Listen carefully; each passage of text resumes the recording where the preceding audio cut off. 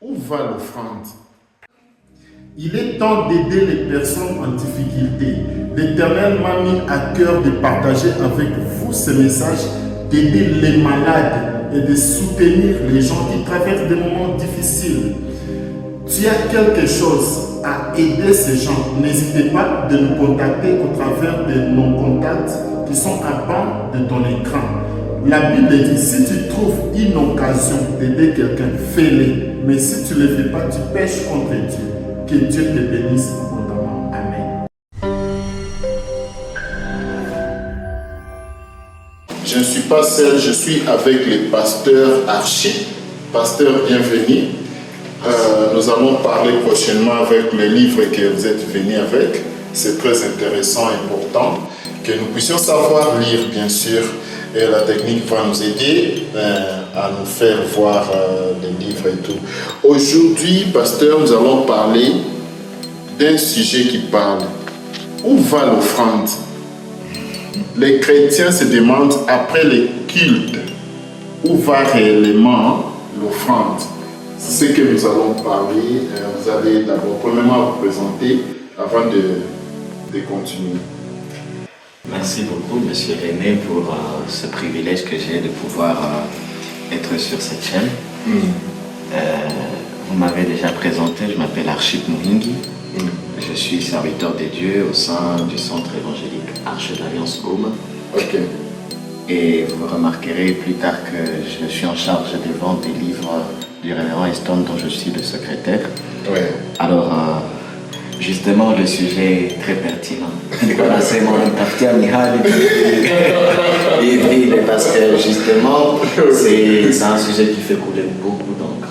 Et je suis honoré de pouvoir être considéré comme la personne qui pourrait apporter quelques lumière sur la parole de Dieu par rapport à ce sujet. Heureusement, vous êtes le secrétaire du pasteur, donc tous les entrées. Donc vous contrôlez les entrées et tout, donc vous connaissez de quoi ça va faire. Donc heureusement vous êtes mieux placé pour nous mettre en lumière par rapport à ça. Pasteur Archip, pensez-vous que l'offrande est une obligation ou un acte volontaire?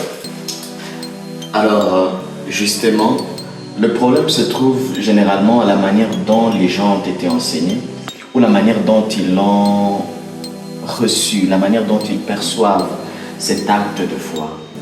La Bible n'a jamais considéré l'offrande comme une obligation, bien qu'elle l'encourage beaucoup. La Bible le dit d'ailleurs dans 2 Corinthiens chapitre 9, verset 7, que chacun donne comme il l'a résolu en son cœur, sans tristesse ni contrainte. Très important. Car Dieu aime celui qui donne avec joie. Dieu aime celui qui donne. C'est la première des choses. Mais la Bible encourage qu'il ne doit pas y avoir de pression pour donner. Ni un homme ne doit vous faire de pression pour que vous donniez à Dieu. Les dons doivent venir d'une décision personnelle, selon qu'on l'a résolu dans son cœur et selon qu'on veut exprimer sa gratitude devant Dieu. Donc l'offrande n'est pas en soi une obligation, mais Dieu se réjouit de voir que son enfant a à cœur ses intérêts, de voir son royaume avancer. Alors il se plaît de voir son enfant investir dans sa mission. Donc l'offrande, c'est le fait d'investir dans la réussite de l'évangile, dans l'œuvre de Dieu. Bien sûr. Ah, pasteur, pensez-vous que l'offrande, réellement d'abord, j'aimerais un peu savoir qui est le responsable de la gestion des offrandes dans l'Église? Qui mérite de gérer l'offrande? Très pertinente comme question.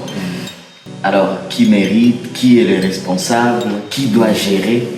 Généralement, les églises se diffèrent. Toutes les églises ne sont pas les mêmes. Et personnellement, formé en théologie, j'ai eu l'opportunité de pouvoir passer d'église en église, de faire des stages, de servir dans plusieurs structures religieuses. Et je peux vous assurer que les églises ont des fonctionnalités différentes. Donc, très souvent, des églises qui ont une fonctionnalité que moi j'apprécie. Ils dissocient le ministère de l'enseignement, le ministère pastoral, le soin des brebis de la gestion financière de l'Église. Et cela est attribué à une personne que l'on considère être digne de confiance et capable de gérer les biens de l'Église convenablement. Alors, généralement, il y a beaucoup de problèmes à ce sujet parce qu'il y a même eu parfois des cas de personnes qui sont capables de détourner même les biens de l'Église. Alors, ce n'est pas quelque chose qui est encouragé, mais ça doit être une personne d'abord qui connaît véritablement le Seigneur, une personne qui craint Dieu et une personne qui sait vraiment gérer les biens de l'Église, non pas comme les siennes, mais comme vraiment se chargeant de la gestion des biens de l'Église. Oui, pasteur, il y a de certaines communautés que j'ai peint les noms, et après chaque culte, ils donnent les rapports des entrées. Est-ce que vraiment ça c'est bon? Ils communiquent l'entrée, les coutumes a donné autant, l'église a donné autant. Est-ce que vraiment c'est très important ça? Alors, comme je le disais, en tout cas, le leadership dépend d'une église à une autre. Et justement, beaucoup d'églises, pour éviter toutes sortes de... Voilà, on a donné de l'argent, mais on ne voit rien. Pour éviter que les gens se posent tellement de questions sur les entrées de l'église, ils préfèrent directement donner le rapport des, non seulement les entrées de l'église, mais aussi combien de gens ont participé au culte. Dans certaines églises, cela est connu par le responsable de l'église, qui est le pasteur et le leader spirituel. Mais dans d'autres, ils vont loin jusqu'à mettre toute l'église au courant du fonctionnement. Mais très souvent, dans certaines églises, ils estiment que cela n'est pas très important. Surtout que, des bases, si vous avez établi une administration, un pasteur, on suppose que vous avez fait suffisamment confiance en cette personne, qu'il est appelé de Dieu, qu'il craint le Seigneur et qu'il saura gérer convenablement les biens de l'Église. Donc, je conclue en disant, en tout cas, cela dépend. Si l'on considère que le peuple que l'on est en train de diriger voudrait être mis au courant, on peut toujours trouver un moyen de le mettre au courant. Mais le problème, quand on le dit du haut de la chair dans un culte, peut-être, bon, il y a des gens qui viennent à l'église qui ne sont pas déjà membres, qui ne sont peut-être même pas sauvés, d'autres qui sont même mal intentionnés. Ça peut faire qu'à un certain moment, cela peut créer de... Bon, voilà. Il y a des choses qui doivent rester cachées, les secrets. Un secret. Parce que la main qui donne, donc si la main donne, la main droite donne, que la main gauche ne puisse pas savoir ce que... Justement, on peut le prendre aussi dans ce sens-là. Si on a donné à Dieu, est-ce qu'on a besoin que Dieu nous donne vraiment de rapports? Bon, bien sûr, on donne à Dieu, mais l'argent est géré par les hommes des dieux. Alors il faut faire confiance à Dieu et dire, moi j'ai donné à Dieu. Même si un homme gère mal l'argent que vous avez donné à Dieu, cela n'efface pas votre offrande. Dieu l'a reçu. Et Dieu gérera son homme. Il s'occupera de l'homme qui a agi contrairement à ce qu'il attendait de lui. Mais vous, il a reçu votre offrande et la récompense attachée à cette obéissance-là vous suivra certainement. Pasteur, en cas de perte de l'offrande, en cas de perte ou soit de détournement, comment pouvez-vous gérer cette situation? Alors, en cas de détournement, c'est des cas très courants parce que justement, l'argent, c'est un sérieux problème. Vous verrez que même dans les familles les plus respectueuses, quand il est question d'argent, d'héritage, les gens se bousculent, les gens se déchirent. Parce que l'argent peut révéler le pire de l'homme. Mais quand cela arrive, comment est-ce que l'on devrait le gérer? Au niveau des membres. Voilà pourquoi d'ailleurs je pense que certaines choses devraient rester vraiment dans la gestion de l'Église. Parce que certaines choses ne sont pas obligées d'être connues par les membres. Il y a certaines sanctions qui doivent être prises au niveau du leadership de l'Église qui ne sont pas nécessairement obligées d'être connues par les membres. Au niveau des membres, s'il arrive qu'ils sont au courant d'une telle action, qu'ils considèrent tout d'abord que c'est des hommes. Et les hommes peuvent décevoir. Mais comme je l'ai dit tantôt, ce qu'on l'on a fait à Dieu, l'offrande que l'on a donnée à Dieu, est arrivée. Parce que Dieu a vu l'intentionnalité de notre cœur et il l'a reçu. La personne qui l'a fait ne doit pas non plus être carrément rejetée. Parce que justement, il y en a qui font pire, même dans leur service, au-delà de l'Église. Si la personne l'a fait dans le lieu saint, ok, la personne a mal agi et sûrement il recevra la récompense attachée à ses désobéissances. Mais au niveau des membres, ils devraient garder l'attitude selon laquelle ils doivent s'approcher de la personne, prier pour la personne, mais aussi le corriger. C'est quelque chose que la Bible nous demande. Il faut lui dire clairement que ça, ce n'est pas bon. Mais au niveau de la pastorale, justement, je pense qu'il doit y avoir des actions très précises qui doivent être déjà connues.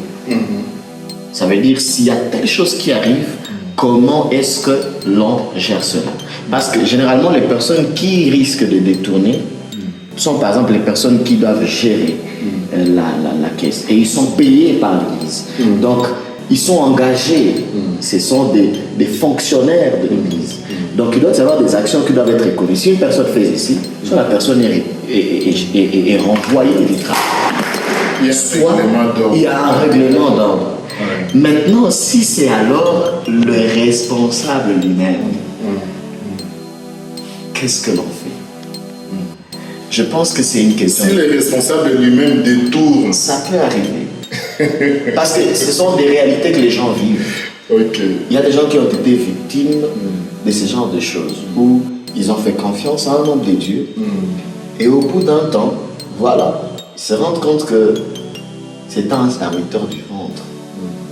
Si déjà un homme de Dieu peut être capable de voler l'argent du Seigneur, à mon avis, je pense que vous n'êtes pas à la bonne place. C'est juste moi qui parle. Mais je pense que vous pouvez trouver un meilleur endroit où garder votre foi, grandir dans le Seigneur et connaître le Seigneur convenablement. Parce que si déjà la personne qui vous dirige est le premier à pouvoir désobéir, c'est déjà quelque chose de compliqué. Pasteur Archip, vous allez remarquer comme moi, dans l'église, il y a des cas de vulnérabilité. Il y a tant de vulnérables, les chômeurs, ils traînent encore dans l'église. Et vous allez remarquer qu'il y a l'argent, il y a les entrées. Et qu'est-ce que vous faites pour traiter ces cas? Ok. Oui, justement, la Bible nous recommande à pouvoir venir en aide à ceux qui sont les plus nécessiteux et à commencer par ceux de notre. C'est quelque chose que nous encourageons au quotidien, non seulement dans l'église où je sers, mais aussi, je pense, beaucoup de serviteurs dans la ville et ailleurs, ils l'encouragent au quotidien, c'est-à-dire que les frères soient des bénédictions pour d'autres frères au quotidien. Vous n'avez pas besoin d'un appel de fonds particulier pour pouvoir venir en aide à un frère qui a besoin de souliers, qui est en train d'être renvoyé de l'université parce qu'il n'a pas payé ses frais académiques. Il suffit juste que le Seigneur ouvre votre cœur et remplisse votre cœur de compassion. Vous avez remarqué ce besoin, vous le faites. C'est quelque chose que nous encourageons quotidiennement. Mais particulièrement dans notre Église, nous avons des programmes particuliers où nous collectons vraiment les ressources nécessaires pour pouvoir aller visiter les plus nécessiteux, voire même dans des prisons, dans des camps, comme c'est notre cas dans la ville où nous sommes en guerre. Et ce programme-là, généralement, nous l'appelons Tabitha en action. C'est soutenu par les femmes, où nous nous inspirons de Dorcas, qui, par sa vie, elle a inspiré beaucoup. Et même à sa mort, ils sont venus pleurer aux pieds de l'apôtre Pierre et dire « Elle ne devrait pas mourir, voici les choses qu'elle a confectionnées pour nous. » Et elle est ressuscitée. C'est quelque chose que nous faisons généralement et quotidiennement, annuellement même, et nous rendons vraiment gloire à Dieu pour cela, parce qu'il y a vraiment des impacts concrets de cette œuvre dans les vies des gens. Pasteur, pour terminer, pour diminuer, parce que prochainement nous serons encore ensemble avec vous, comment pensez-vous, comment les fidèles peuvent-ils avoir confiance dans la gestion de l'offrande? Comment les fidèles peuvent-ils parvenir à faire confiance à l'Église par rapport à sa gestion? Je pense que c'est une responsabilité qui revient à l'Église. De prime abord, il faut que l'Église se rassure qu'il y a des preuves qu'il y a eu des entrées et il y a eu une bonne gestion. C'est quand même quelque chose de scandaleux ou d'un peu frustrant de remarquer que dans l'Église, il y a quand même des gens qui se donnent, mais rien n'avance. C'est l'apôtre Moncali qui était en train d'encourager la construction de notre église Arche de l'Alliance bénie quand il y est passé. Il disait vraiment, vous avez un bon pasteur, le docteur Christophe Zawadi. Il est capable de faire un appel de fonds et que l'on voit au quotidien les choses avancer. C'est vraiment cette année que nous avons commencé la construction et nous avons déjà, on est vraiment presque en train sur les finitions. C'est vraiment une grâce que Dieu nous a faite, mais c'est aussi pour dire, quand les gens s'étonnent, pourquoi est-ce que les choses ne devraient pas avancer? Pourquoi devrait-on faire 10 ans en train de faire un appel de fonds sur une même chose et il n'y a aucune action, même rien du tout? Bon, à moins que l'on dise qu'on est en train de vouloir faire d'abord un appel de fonds, on commencera une fois pour toutes après avoir atteint le quota. Mais en tant que serviteurs de Dieu, rassurons-nous que si nous faisons un appel de fonds, s'il y a une entrée, il faut que cela se voit dans la gestion, que cela se voit dans la manière dont on prend soin des brebis du Seigneur. Parce que justement, la finalité de l'offrande, c'est de faire avancer l'œuvre de Dieu. C'est pour la mission. Alors si cela est investi pour le bien-être du pasteur, c'est pour que le pasteur devienne de plus en plus aisé et que finalement l'Église soit de plus en plus miséreuse, alors c'est quelque chose de dommageable. Nous devrions vraiment nous rassurer que ce qui entre sert à l'œuvre du Seigneur. Mais aussi au niveau des membres, évitons d'être soupçonneux. Parfois, ce qui frustre en tant que serviteur de Dieu, c'est que on ne nous fait pas confiance. On a l'impression que les gens, ils croient qu'on est venu dans le ministère pour s'enrichir, pour... Il y a beaucoup que l'on pourrait faire. Je pense que vous avez remarqué que je suis un très bon journaliste en parlant avec moi.